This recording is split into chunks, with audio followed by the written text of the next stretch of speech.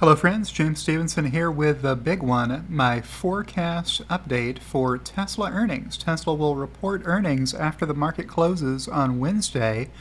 How much will the earnings be? The street thinks it's going to be, 80 cents-ish. A lot of analysts agree with that consensus that it's going to be a really tough quarter based on higher costs and lower average selling prices for Tesla this quarter, before maybe improving some later in the year. What do I forecast in my extremely detailed forecast model? Well, first we have some business to check in with, which is my co-host Loki hasn't had breakfast yet. So I'm going to grab his breakfast and then dive right into my forecast spreadsheet. Breakfast. There you go, Loki. Oh, a yawn. A yawn from Loki. He is not impressed by breakfast. Okay, so if he goes over and eats, I will move the camera. He's thinking about it.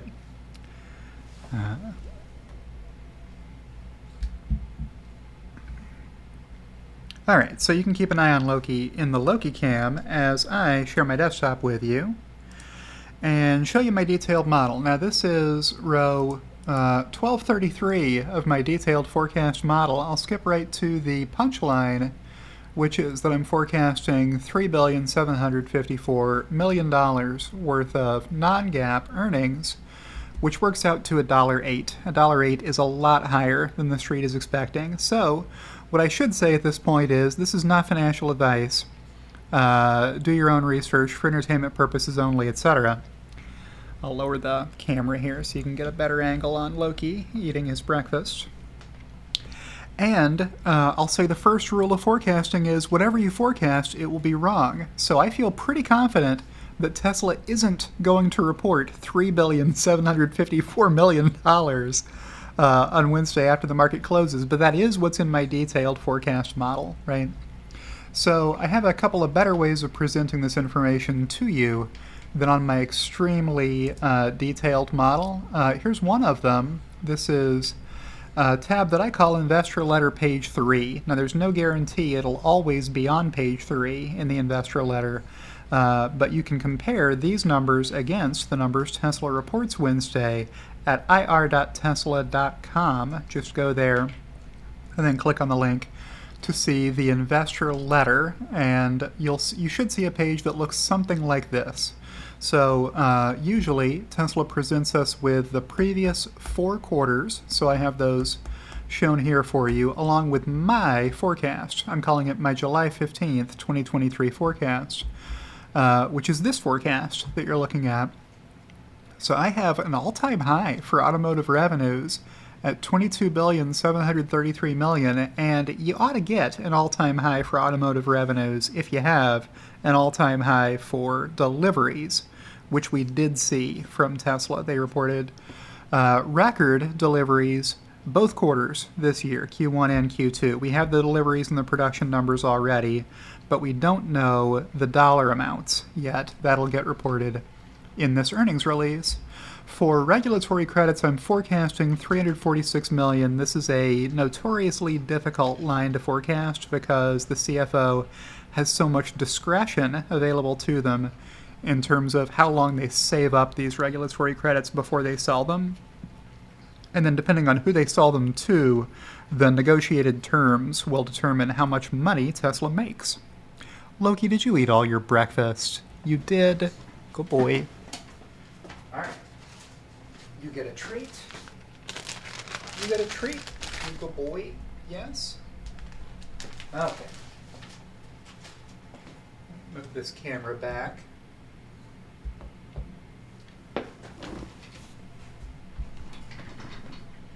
I always forget to put the camera back on Loki when it's time for him to eat his treat. I know people want to see Loki eat his combo, his puppy combo reward for eating all of his breakfast.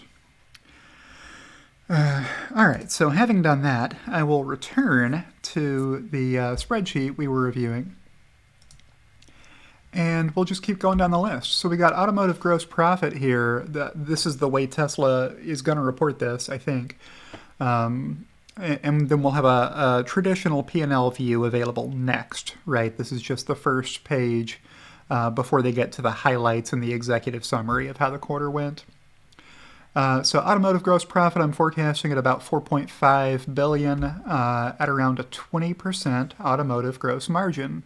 I'm forecasting precisely 20.0% automotive gross margin. But then the total GAAP gross margin after adding in Tesla Energy and services and other, 18.7%. It gets dragged down because the Tesla Energy margins aren't as good as the automotive margins are. So yeah, there you go. 27 million worth of total revenue, 27 billion, 27.1 billion worth of total revenue, and 5 billion of total gross profit. Sometimes I say million when I mean billion, and vice versa. Operating expenses here, I've got at $1.9 billion, income from operations at $3.1 billion. You can see how those numbers compare against prior quarters. Not a lot of growth from operating expenses. That's typical for Tesla. I'll be surprised if it's a wildly different number than that. Operating margin at 11.5%, so only a little bit better than last quarter, even though the automotive gross margin is getting a little bit worse here due to a little bit more discounting in the quarter in Q2, but at higher volume, making the operating margin a little bit better. So a few more dollars are squeaking through, even if the percentage rate is a little bit worse on a little bit higher volume. So adjusted EBITDA here, nearly 5 billion is what I'm forecasting, so a very similar number to what we saw in Q3 of last year. At an 18.1% adjusted EBITDA margin, that number's a little bit worse than what we saw last quarter. And it's down a lot from the prior year. I haven't been talking a lot about this year-over-year column, but the metrics are worse, but the dollars are better when you compare them against the prior year same quarter in many cases. So that gives us net income, which you've got two flavors of. There's the GAAP net income and the non-GAAP net income, and the difference between these two is stock-based compensation. So if you include the stock-based compensation as an expense, you've got $3.3 billion worth of profit at the bottom line. And if you exclude that because it's a non-cash expense, the way Wall Street analysts do, then there's $3.75 billion in my forecast for non-GAAP net income as I let off the top of the show. So $1.08 non-GAAP or 96 cents GAAP, but nobody ever uses that number. This is the number, the non-GAAP EPS, $1.08. I got to tell you what's in my model, right? I put all the numbers in, and this is what gets kicked out at the bottom line. So I'm under no illusions that it can't be a different number than this. Most quarters, my number is wrong. Some quarters I get pretty close. Then we'll find out what these other numbers are after Tesla reports them. I don't forecast free cash flow or capital expenditures because there's no point. It's a waste of time to do. It just depends on whatever the CFO wants to spend capital on, right? Gross margin percent automotive we saw was 18.8% if you exclude the regulatory credits that I'm forecasting. 14.3% gross margin from the energy segment. That's a lot better than it's been in the past. And services and other gross margin, I have only getting a little bit better. Used car prices and the market for used cars was not that great, and that's a pretty big piece of services and other. So I don't have this improving by a lot this quarter. Okay, let's look at a different view on this. Here's the more traditional P&L layout. So here's the composition of the 22.7 billion of automotive revenue. You've got some leasing in here, very similar to what we saw over previous quarters, and then the automotive sales is the rest.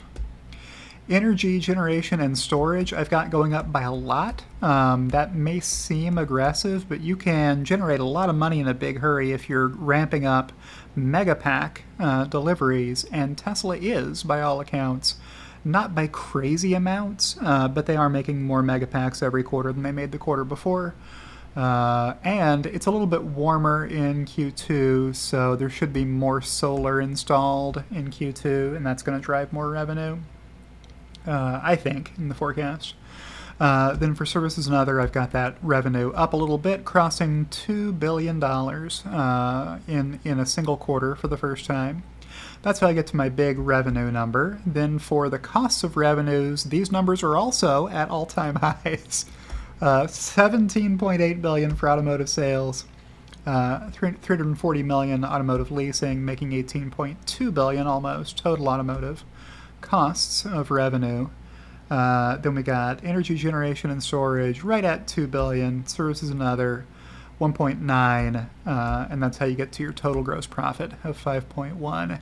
It's just the total revenues minus the total costs of sales that give you how much money is left after just delivering to the buyer what they ordered and before you've paid for any of the shared administrative, selling, marketing costs, those sorts of things. So you got research and development as one of those costs, SG&A, you've got restructuring and other. Most quarters this number is 0, so if there's any number on here I think I've got a shot at getting correct, this is the one. Restructuring and other, I'm hoping for a 0 on this line for Q2 2023 expense. Making total OPEX of $1.9 billion here, very similar to what we saw in Q4. Leaving income from operations of $3.2 billion, among the best we've seen historically. Then to interest income, I've got an all-time record high interest income, $241 million, as Tesla's cash stockpile gets bigger, and as interest rates rise, we ought to be seeing more interest income for Tesla, I'm forecasting. Then for interest expense, I've got this number going lower as Tesla continues paying down almost all of their long-term debt. It's close to 0 relative to the amount of cash Tesla reports at the end of each quarter. Then other expense or income net, this is a total guess. Some quarters it's negative, some quarters it's positive. I've got a positive 44 million in here, and who knows what it's going to be. We'll find out. Income before income taxes, $3.4 billion here, so a better number at this line than at the income from operations line. That wasn't always true in the past, so sometimes the interest expense was a big number, or the other expense income net was. Then we've got provision for income taxes. This may look like a very low forecast here. I'm forecasting a one-time benefit here from prior year's losses that Tesla's going to take a portion of. They have taken a portion of it in the previous quarters, and I think they'll be done taking portions of it before the end of this year. But I've had to forecast it to land somewhere as favorability, and I've got it here. Then the net income would be $3.3 billion if the provision for income tax expense only needs to be that small number. Net income attributable to non-controlling interests is always a small positive number. I've got 12 million in there. It doesn't really matter. Leaving net income attributable to common stockholders of $3.32 billion. And then these are the GAAP per share numbers nobody cares about. And here are what I'm forecasting for the share count. Just having the share count go up by about 6 million shares, owing mostly to stock-based compensation, which is one of the ways Tesla pays every employee. They're all eligible for stock-based compensation as a fraction of their compensation package. My forecast for stock-based compensation is $434 million in total. Now, the other way that you can look at this information is how different is it from what Tesla reports? Well, I don't have that number for you yet because it hasn't been reported yet. But what I can show you is that I already have that chart drafted up. And my placeholder for now, my dummy figures that are in there, are the actual numbers that Tesla did report in Q1. Let me just show you the chart. I've called it the waterfall on my waterfall tab here. So here's my forecast, $3,754,000,000, you may recall me saying earlier. here's the profit Tesla reported in Q1. So last quarter, they reported $2,931,000,000 worth of non-GAAP earnings. And every one of these bars in between represents the difference between the number that I'm forecasting now versus the number that Tesla reported last quarter. Now, the purpose of this thing is to walk from my forecast to the actuals. So it's a little bit backwards to have it walk from the actuals last quarter to what I'm forecasting now. You're supposed to read this chart from left to right, which I will do, but I'll explain as I go. I'm forecasting $2.8 billion more worth of revenue, and $0.8 billion more energy generation and storage revenue, and $0.2 billion more services and other revenue than Tesla actually reported last quarter. So I've got revenues going up. That's part of the reason why my forecast is higher. Along with these, I have the costs going up as well. So because I've increased the revenues and the expenses together, you're seeing one of those as unfavorable and the other one as favorable, and they're netting each other, and that's still going to be true when I post the actuals in here. I'm not doing a very good job explaining this chart, I feel like, but I'm forecasting more cost of sales for automotive leasing, energy generation and storage, and services and other. So really, if you go to this line, this is the amount of additional gross profit that I'm forecasting versus what Tesla actually reported last quarter. Not a very big difference. And then for the rest of these bars, it's not a very big difference, with the exceptions of provision for income tax. We talked about why I'm betting that it's going to be a really small number this quarter. And then the other one here is other expense income net. Wow, if that's one of your biggest variances, then I guess Tesla reported a really negative, a really unfavorable number last quarter, and I'm not expecting that to happen again. So that's what this is about, resulting in some of the reason why I'm forecasting more earnings this quarter than last quarter, but not by a ton. You know, less than $1 billion more earnings in Q2 than in Q1. And that's my forecast. So with that, I will check back in with Loki as I want to do. He is curled up and napping off breakfast that you saw him eat earlier. And I'll outro and say, if you've enjoyed today's video, click the like button. If you're not subscribed to my channel already, why not go ahead and subscribe to my channel if you're watching this on YouTube? And click the notification bell to be alerted whenever I post fresh content. Thank you to everyone who supports my efforts, be that through Patreon or Twitter, or by joining my YouTube channel as my executive producers Kathy Kitchler and Rebellionaire.com did, earning them a shout out at the end of every video, and I'll see you in the next one.